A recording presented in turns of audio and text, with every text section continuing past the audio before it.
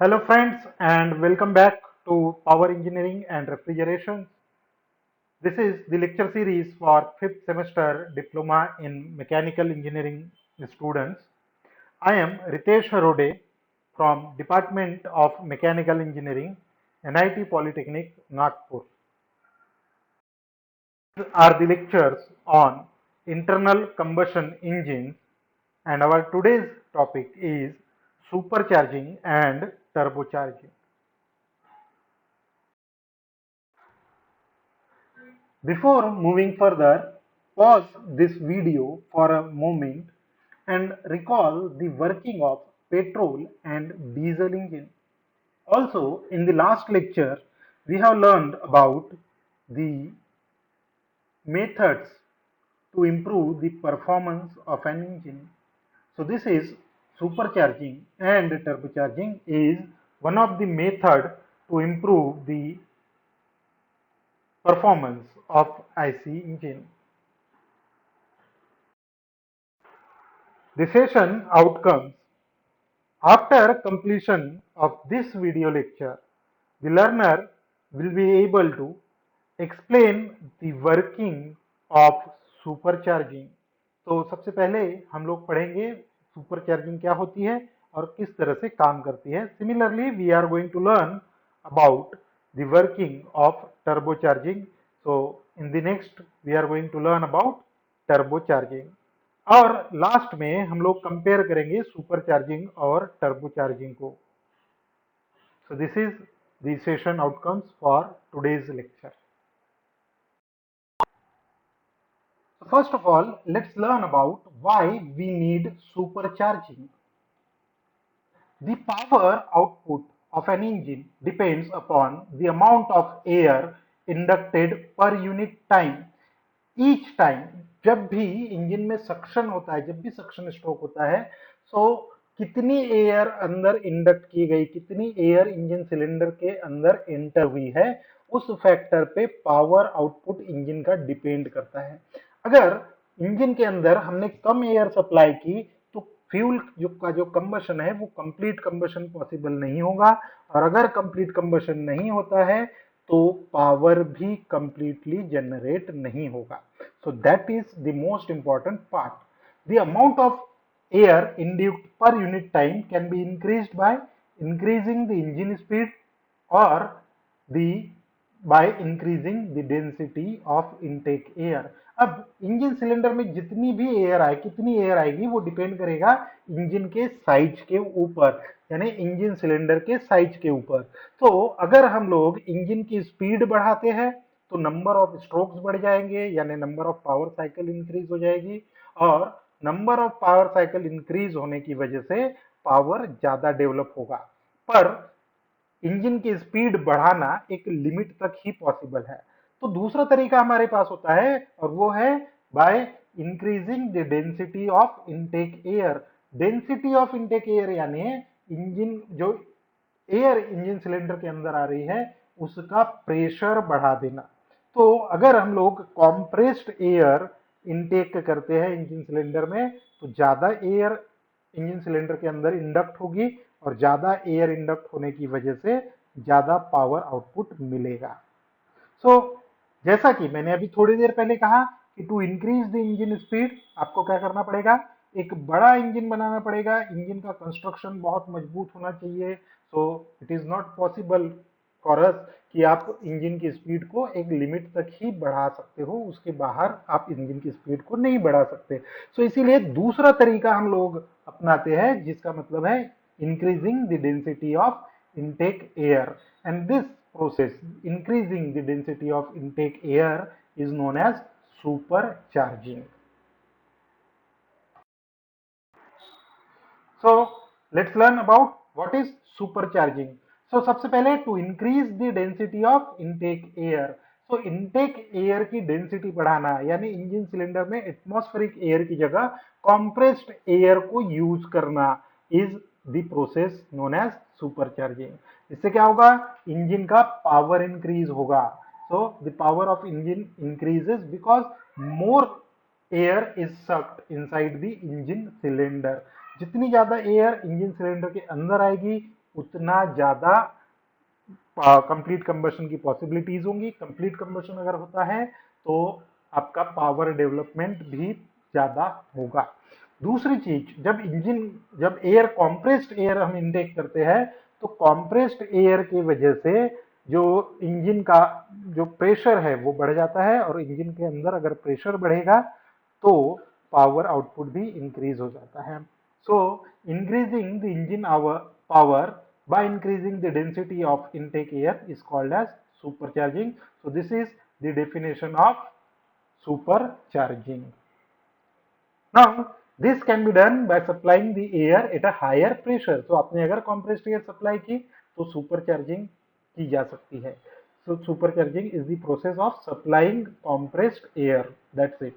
By using a pressure boosting device called as supercharger. अब ये होता कैसे है, तो इसके लिए हमें एक सुपरचार्जर की जरूरत पड़ती है, एक डिवाइस लगता है जिसका नाम होता है सुपरचार्जर, और एक्चुअल में ये होता है एक एयर कॉम्प्रेसर। सो हम लोग इंजन से पावर देते हैं, इंजन से पावर देकर एक कॉम्प्रेसर चलाते हैं, और ये कॉम्प्रेसर क्या करता है, एटमॉस्फेयर से एयर को सक करेगा, और then that air is supplied to engine at a higher pressure, यानी कॉम्प्रेस्ड एयर इंजन को सप्लाई करती है।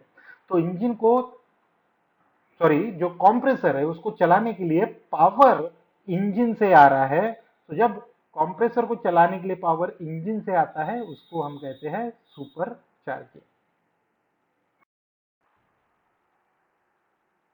Now let's learn about the effects of supercharging. तो सुपरचार्जिंग के क्या इफेक्ट होते हैं इंजन के परफॉर्मेंस पे, वो देखेंगे हम लोग। तो सबसे पहला है this increases the volumetric efficiency, यानी आपके इंजन की वॉल्यूमेट्रिक एफिशिएंसी बढ़ जाएगी, यानी आप सेम साइज का, आपका इंजन का साइज सेम रहेगा पर उसका पावर आउटपुट बढ़ जाएगा, जो आपकी एफिशिएंसी है वो इंक्रीज हो जाएगी। दूसरा, the mechanical efficiency of supercharged engine is more, तो मैकेनिकल इंजन मोर ब्रेक पावर डेवलप होगा, तो आपके इंजन से जो पावर डेवलपमेंट है वो ज्यादा होगा, तो इसीलिए मैकेनिकल एफिशिएंसी भी बढ़ जाएगी। Then complete combustion takes place. Complete combustion, इसके लिए दुनिया भर की रिसर्च होती है कि इंजन में कंप्लीट कंबशन हो। तो कंप्लीट कंबशन अगर हो रहा है तो इसका सीधा मतलब है कि पावर जनरेशन ज्यादा है, और दूसरा इंजन का जो एग्जॉस्ट है, जो एमिशन है, जो पॉल्यूशन है वो कम हो जाता है। So that's why complete combustion is very much necessary, और सुपरचार्जिंग से कंप्लीट कंबशन होना पॉसिबल है। Then it increases the power output of engine, तो इंजन का पावर आउटकम भी बढ़ जाता है क्योंकि कंप्लीट कंबशन हो रहा है, और दूसरा क्योंकि हमारा इंजन हायर प्रेशर पे काम कर रहा है तो कॉम्प्रेशन रेशो थोड़ा सा बढ़ जाएगा, और उसकी वजह से इंजन का पावर आउटपुट भी बढ़ेगा। Then specific fuel consumption is of a supercharge engine is less, तो स्पेसिफिक फ्यूल कंजम्पशन भी कम हो जाएगा, यानी इंजन का जो माइलेज है वो भी बढ़ जाएगा। Then for supercharge engine chances of detonation increase due to higher pressure, ये एक प्रॉब्लम होती है जो इंजन में बढ़ जाती है, जिसको बोलते हैं हम लोग डिटोनेशन। तो एक डिटोनेशन का फैक्टर होता है, आगे डिटेल में हम उसके बारे में पढ़ने वाले हैं, पर ये एबनॉर्मल कंबशन की वजह से होता है, और एबनॉर्मल कंबशन की वजह से नॉइज और वाइब्रेशंस इंजन में बढ़ जाते हैं। तो डिटोनेशन के चांसेस सुपर चार्जिंग की वजह से बढ़ सकते हैं, इसीलिए हम एक पर्टिकुलर लेवल तक ही एयर को कॉम्प्रेस करते हैं। So now let's learn about turbocharging. This is the second method to increase the power output of an engine. Basically turbocharging diesel engine की जाती है, यानी डीजल इंजन में हम टर्बोचार्जिंग यूज करते हैं और पेट्रोल इंजन में सुपर चार्जिंग यूज करते हैं। मेथड या आउटपुट दोनों का सेम है, बस इनपुट का फर्क होता है। तो देखते हैं क्या होता है फर्क। सबसे पहले तो इंजन का जो 30% हीट इनपुट है, यानी जो फ्यूल के अंदर जो एनर्जी होती है जो हम सप्लाई करते हैं, 30% उस एनर्जी का वो एग्जॉस्ट गैस में चले जाता है, यानी एग्जॉस्ट गैस के अंदर 30% हमारा इनपुट वेस्ट जा रहा है। तो हम लोग टर्बोचार्जिंग में ये एग्जॉस्ट गैस का जो ही इनपुट है 30%, उसको यूज करते हैं एक टरबाइन को चलाने के लिए। तो यहाँ पर क्या होगा कि जब इंजन से, एग्जॉस्ट वॉल से हॉट गैसेस बाहर निकलेगी, उससे हम लोग एक टरबाइन को चलाएंगे, और ये टरबाइन को चलाने के बाद इतना पावर डेवलप हो जाता है कि ये टरबाइन एक छोटे से कॉम्प्रेसर को चला सकता है। यानी हमने सुपर चार्जिंग में पढ़ा कि एक कॉम्प्रेसर को हम लोग यूज करेंगे, जिससे हम एयर को कॉम्प्रेस करेंगे और वो कॉम्प्रेस्ड एयर इंजन सिलेंडर में सप्लाई करेंगे। पर यहाँ पे उसी कॉम्प्रेसर को चलाने के लिए पावर कहां से आ रहा है? एग्जॉस्ट गैस से चलने वाले टरबाइन से। यानी वो जो इंजन के ऊपर डिपेंड था कॉम्प्रेसर की वर्किंग, अब वो डिपेंड कर रही है एक टरबाइन पे जो खुद एग्जॉस्ट गैस पे चल रहा है। यानी जो एनर्जी वेस्ट होने वाली थी, हम उसको यूज कर रहे हैं एक कॉम्प्रेसर को चलाने के लिए। So this process is known as turbocharging. So compressor किस लिए यूज होगा? कॉम्प्रेस्ड एयर इंजन को सप्लाई करने के लिए। तो इसके वजह से क्या होगा कि आपका इंजन का पावर आउटपुट बढ़ जाएगा और थर्मल एफिशिएंसी भी बढ़ जाएगी, क्योंकि आपका जो कंप्रेसर चलाने के लिए पावर आ रहा है वो वेस्ट गैस से आ रहा है, उसका लोड इंजन पे नहीं आ रहा है। सुपर चार्जिंग में क्या होगा?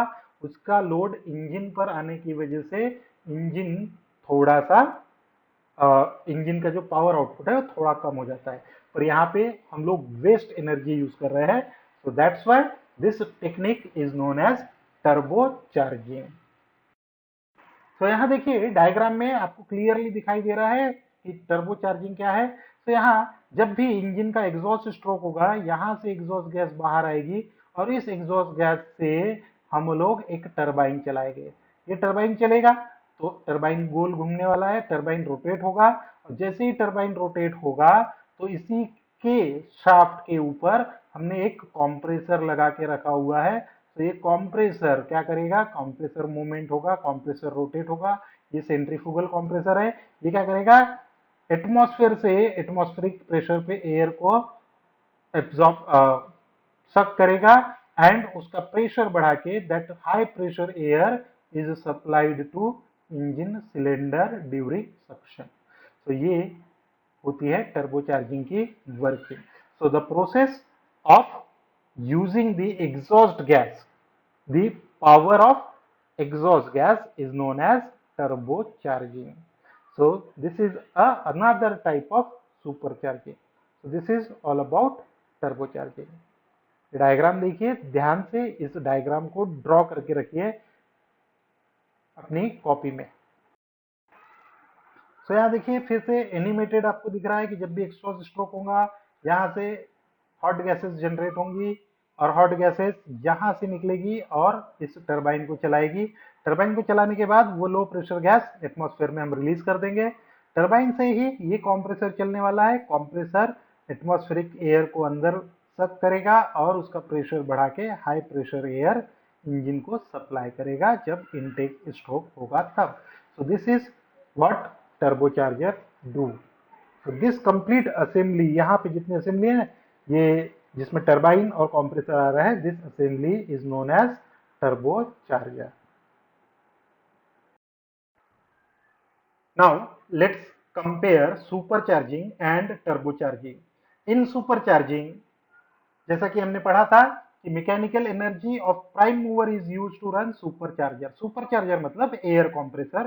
तो एयर कंप्रेसर को चलाने के लिए एनर्जी कहां से आ रही है? प्राइम मूवर यानी इंजन से आ रही है सुपरचार्जिंग में। लेकिन टर्बोचार्जिंग में वो एनर्जी कहां से आ रही है? एग्जॉस्ट गैस से। दूसरा चेंज है टर्बोचार्जिंग में वेस्ट गेट कंट्रोल। एक गेट वॉल की जरूरत पड़ती है एग्जॉस्ट गैस के फ्लो को कंट्रोल करने के लिए। तो टर्बोचार्जर में वेस्ट गेट कंट्रोल जरूरी है, पर यहां पर तो हम एग्जॉस्ट गैस को कुछ भी नहीं कर रहे हैं, उसका कोई यूज ही नहीं है, तो वो पूरी तरह से निकल जाती है एटमॉस्फेयर में।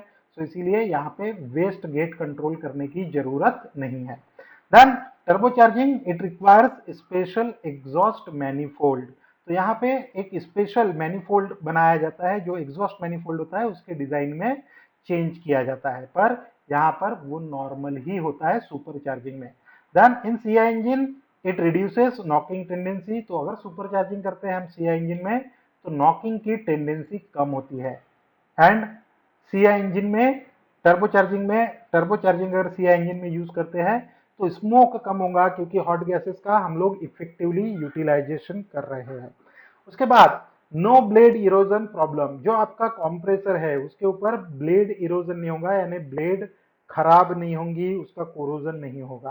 पर यहाँ पर टरबाइन की ब्लेड के ऊपर एग्जॉस्ट गैस स्ट्राइक करती है जिसके अंदर बहुत सारी इम्प्यूरिटीज होती है, तो इसीलिए यहाँ पे ब्लेड खराब होने का प्रॉब्लम हमेशा होता है। Then super charging light and compact होती है, यानी वेट कम होता है और साइज भी छोटा होता है, क्योंकि सिर्फ कॉम्प्रेसर की जरूरत पड़ती है। पर टर्बो चार्जिंग में क्या होगा, आपको कॉम्प्रेसर भी चाहिए, टरबाइन भी चाहिए, उसके बाद उसके लिए वेस्ट गेट कंट्रोल का मैकेनिज्म भी चाहिए, तो इसीलिए ये हेवी और थोड़ा सा बल्की होता है, यानी साइज में बड़ा होता है। So this is the comparison of supercharging and turbocharging. So now let's learn about variable geometry turbocharging. जो मॉडर्न इंजन होते हैं उसमें VGT यानी वेरिएबल ज्योमेट्री टर्बोचार्जर यूज किया जाता है, क्योंकि कन्वेंशनल टर्बोचार्जर में कुछ प्रॉब्लम्स होती है। कन्वेंशनल टर्बोचार्जर में क्या होता है, जो टरबाइन की ब्लेड्स होती है वो कांस्टेंट साइज की होती है, यानी उसका साइज कभी भी चेंज नहीं होता। सो उसके अंदर जो पावर की जरूरत, जो एग्जॉस्ट गैस की जरूरत पड़ती है वो हमेशा सेम रहती है। अब प्रॉब्लम ये होता है कि जब इंजन लो स्पीड पर काम करता है तो ज्यादा एग्जॉस्ट गैस तो जनरेट नहीं होंगी, और ज्यादा एग्जॉस्ट गैस जनरेट नहीं होंगी तो आपका जो पावर डेवलपमेंट है वो प्रॉपर नहीं होता, और इतनी एग्जॉस्ट गैस की वजह से आपका टरबाइन बराबर काम नहीं करता है और इसीलिए कंप्रेसर को ज्यादा पावर नहीं मिलता। सो इसीलिए लो एंड पे यानी लो स्पीड पे टर्बो चार्जर का जो परफॉर्मेंस है वो इंक्रीज करने के लिए हम लोग variable geometry turbo charger use करते हैं। So variable geometry turbo charger is turbocharger which uses variable vanes to control exhaust flow against the turbine blade. तो ये टरबाइन की ब्लेड है, इसके ऊपर जो फ्लो आ रहा है एग्जॉस्ट गैस का उसको हम लोग कंट्रोल कर सकते हैं बाय दीज वेन्स। यहाँ पे देखिए आपको ध्यान से दिखाई दे रहा होगा कि अलग से वेन्स लगी हुई है और ये वेन्स को कंट्रोल किया जा रहा है इंजन की स्पीड के हिसाब से बाय दिस मैकेनिज्म। तो यहाँ पे क्या होगा कि एग्जॉस्ट गैस कितनी जा रही है ब्लेड के ऊपर उसको हम लोग कंट्रोल कर सकते हैं। So that type of turbocharger is known as VGT यानी वेरिएबल ज्योमेट्रिक टर्बोचार्जर। सो कैसे करेंगे ये, this is done to allow effective aspect ratio in different engine running condition.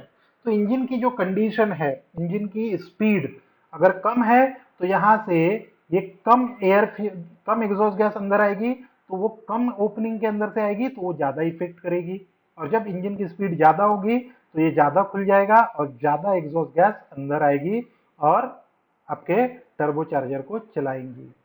So this geometry, ये जो ज्योमेट्री होती है जो चेंज हो रहा है यहाँ पे, इसको बोलते हैं aspect ratio.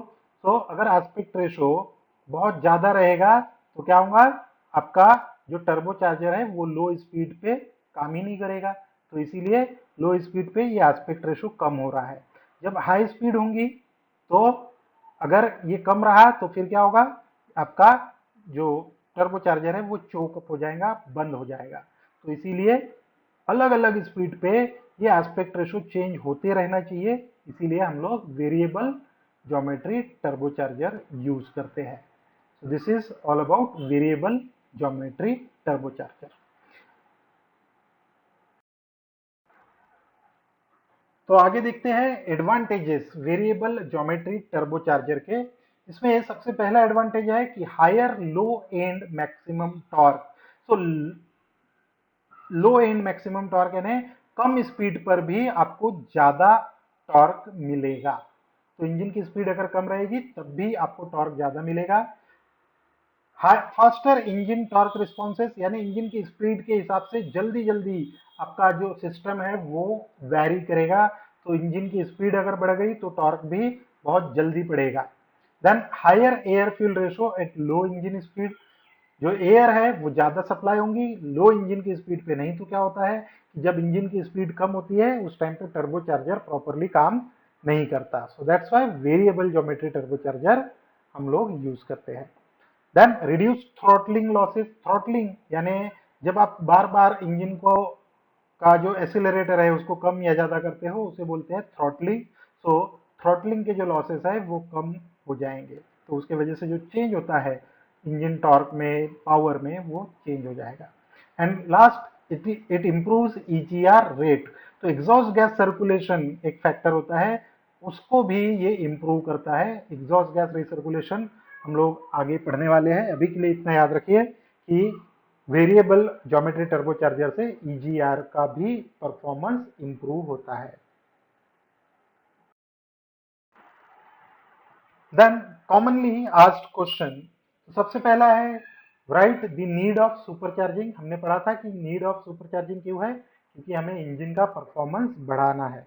Then explain turbocharging with neat sketch. तो आपको डायग्राम ड्रॉ करना है जिसमें टरबाइन दिखाई दे, कंप्रेसर दिखाई दे, टरबाइन को चलाना है हमको एग्जॉस्ट से, तो उसको एग्जॉस्ट से कनेक्ट करना है। कंप्रेसर का जो आउटपुट है उसको कनेक्ट करना है, सॉरी, हाँ, कंप्रेसर का जो आउटपुट है उसको कनेक्ट करना है इनपुट से। और compare between super charging and turbo charging हमने एक स्लाइड में ये पढ़ा हुआ है, तो इसको भी आप प्रिपेयर कीजिए।